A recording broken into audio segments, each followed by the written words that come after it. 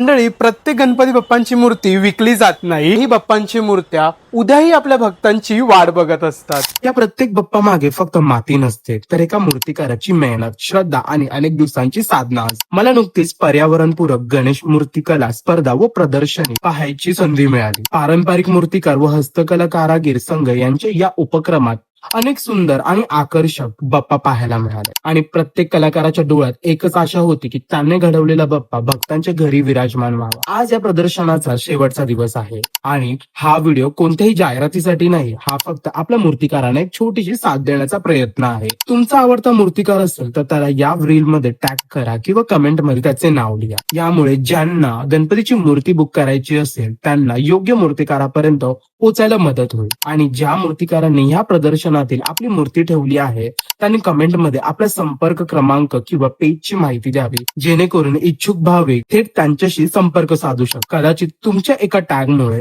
एका कलाकाराची मेहनत त्याच्या भक्तांपर्यंत पोहोचेल आणि एखादा बाप्पा त्याच्या योग्य घरी विराजमान होईल. गणपती बाप्पा मोरया.